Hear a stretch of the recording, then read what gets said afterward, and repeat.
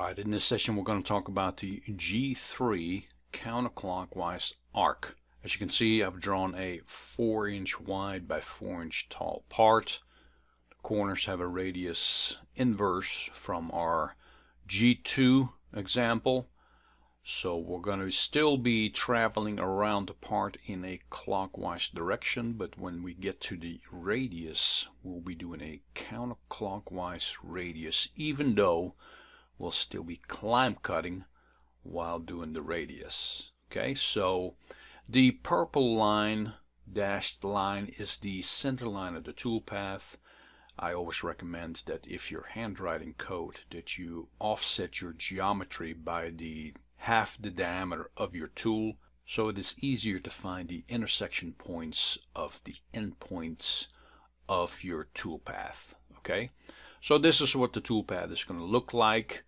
If I was to write this, I usually start in the upper left hand corner. You see I have a lead-in move away from the part. I added a 1/2 inch and I am in line to cut my first leg. So let's do it one segment at a time. So here the end point again is beyond this leg at 750 from center. My edge of the tool is in line with the next piece of geometry. Okay, so the next move is just a short G1 line where I become tangent with the 1-inch radius. Now notice the radius is offset to the inside, if you will. And so the center line of the tool is actually swinging a smaller radius this time. Remember on the G2, when we were offsetting our tool path, the radius would actually be larger. In this case, the radius will actually be smaller. So we do a counterclockwise arc to the next tangent point, where we have a little bit of a straight section, getting in line with the next piece of geometry. On to the next. Very short G1, then a G3, back to G1, G1, G1, G3, G1, G1, G1, G3, and a final G1 with an additional 1/4 inch lead out. So let's look at the program and see what our intersection points are and how we write the G3 code. Alright, so here is the program, the way you would write this toolpath, starting on the upper left hand corner of the part, as you've already seen in the previous illustration. But what I want to do is make sure that you understand how we arrive at the X and Y values, and this is where you really have to study your print, study your dimensions to the intersections, and then also realize that the true intersection point of the tool center is offset from that part geometry. Okay, so let's go to the first intersection, and we're going to talk about how we arrive at the X and Y value based on the dimensions of the print. Okay, so first of all, we know that the origin is in the center of the part. All right, so this first intersection point right here on the part is 750 away from origin. So in order for my tool to be in line with the next piece of geometry, I'm going to add a 1/4 inch to that 750 dimension. Okay, so currently I'm sitting at X 1 inch and then Y 2 inches 250. Y 2 inches 250. Look at the dimension right here. We have a 2-inch dimension from the center to that top line. We're offset 1/4 inch. So our first intersection point is at 1 inch, Y 2 inches 250. So let's take a look at the program real quick. We started off at X minus 1 inch 750, Y 2 inches 250, which we currently sit at 2 inches 250 because all we did was a straight line. Then once we got into position at Z minus 0.5, our first move right here, G1 is already active because we activated it on our Z minus 0.5 move. So that's modal again. So the first thing we do, because we're already sitting at y 2 inches 250, we go to the x 1 inch. So that's where we're currently sitting. Then we're going to the next intersection point, which is a straight line move. Let's go ahead and complete that move. And right there, we're sitting at x 1 inch, y 1 inch 750. Okay, so in the program, all we have to do is mention y 1 inch 750, because on the previous line, we've already moved to x 1 inch. So y x 1 inch, y 750. So let's zoom in. So the top line is sitting at 2 inches. Okay, then we have a dimension of 750 from center line to where the radius ends. Now this radius is at 1 inch, so the center line of the radius is sitting 1 inch further from this 750 dimension. Okay, so the center line of the radius is 1 inch plus 750, making y 1 inch 750. Then we already know how we got to x 1 inch, so that is how we arrive at x 1 inch, y 1 inch 750. So then let's complete the next move. We're going to do a counterclockwise arc. So right here, we're going to do a G3, okay, G3 counterclockwise arc. Remember, we're offsetting to the inside, so the actual radius that the tool is swinging is 1 inch minus 1/4 inch. So notice there's an R750. Okay, end point.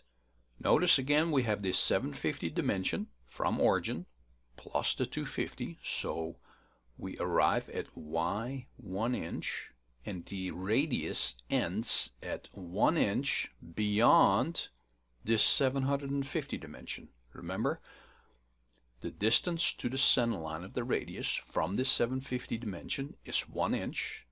So therefore, x ends in 1 inch 750. So therefore, we arrive at x 1 inch 750, y 1 inch. Then we make our next move, and because that is a straight line move, and because we want to line up with the next piece of geometry going down, we have to add another 1/4 inch to our 2 inch dimension. So let me finish that move right there. So remember, this leg sits at 2 inch. We have to go a 1/4 inch beyond that leg. So now we're sitting at x 2 inches 250. We already said that y 1 inch. So in our code, we have to write G1, because we're back to a straight line move, to x 2 inches 250, a 1/4 inch beyond the 2 inch dimension of the part. I hope that's not confusing. Let me talk you through it. You may have to watch this a couple of times for it to sink in, but that's okay. I have to look at it 2 or 3 times myself when I handwrite stuff like that, so that's normal. Alright, so let's move on to the next piece of geometry. So that's just a straight line move. So again, G1 is already active, so there's no need to write that on the next line. All we're doing is a Y move. And notice my dimension is 1 inch to this line, right? So we got to go a 1/4 inch beyond that line.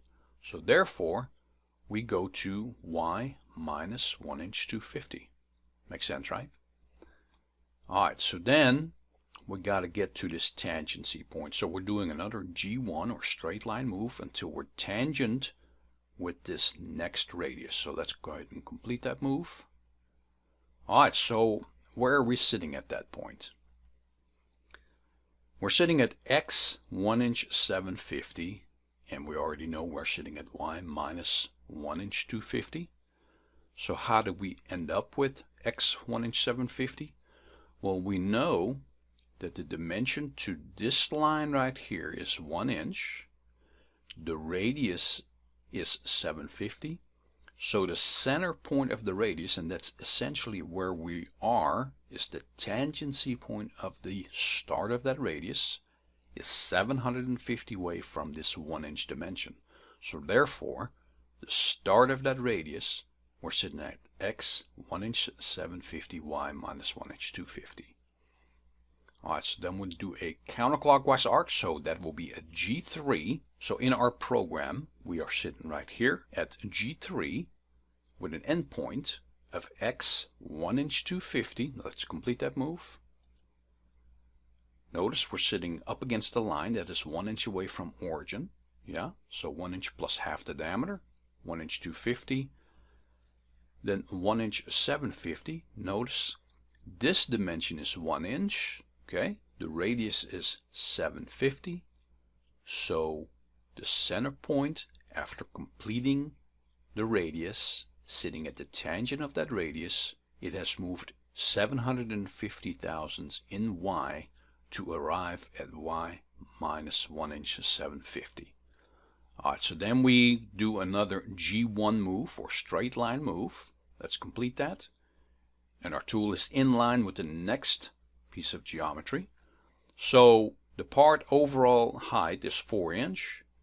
We know that from center to the top is 2 inch. So we know that from center to the bottom line is 4 minus 2. So that's 2 inches plus half the diameter. So we're sitting at x 1 inch 250, y minus 2 inches 250. So then we move on to the next piece of geometry in line with the next G1 move.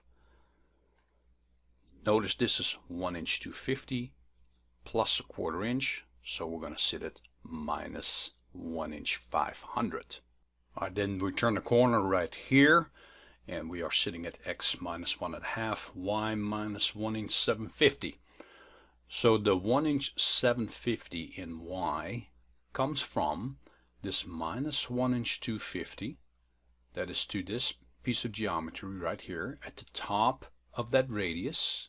The radius is a ½ inch, so again, center line of that radius, which is the tangency point where we are sitting right now, would be 1 inch 250 plus that ½ inch. Okay, so we make a G3 move, we do a quarter turn, and so now we're sitting at x minus 1 inch 250 plus a ½ inch. So therefore we're sitting at x minus 1 inch 750, y minus 1.5. The minus 1.5 is because y minus 1 inch 250 to this tangency point, and then of course half the diameter of the tool. Next move. In line with the next piece of geometry, which is sitting at minus 2 inches plus half the diameter of the tool, we're sitting at x minus 2 inches 250 and still y minus 1.5. G1 move in line with the next piece of geometry right here, which is sitting at 1 inch plus 0.250. So we're sitting at y 1 inch 250, x minus 2 inches 250. Then we go to the next tangency point. So that was a G1 move. So we're sitting at 1 inch plus 250. So that's y 1 inch 250. And then notice this 1 inch dimension, yeah, to this line. The radius is a ½ inch. So we're sitting at x minus 1 inch 500. We do a G3 to the end point. Remember, we offset the radius to the inside. So therefore, we're sitting over here, x minus 1 inch 250, y 1.5 with a radius of 0.250. And then all we have left is one more move to complete the part shape. So we're back at x minus 1 inch 250, y 2 inches 250. Alright, so take a close look at the code right here. I'm going to go ahead and leave a copy of this on a PDF file with the shape and the program. Study it, and then without looking at the program, see if you can write the code yourself. And then of course you have the program to double check yourself. And of course you can enter these values in GWizard Editor and see your toolpath, and it will tell you or show you if you made a wrong move.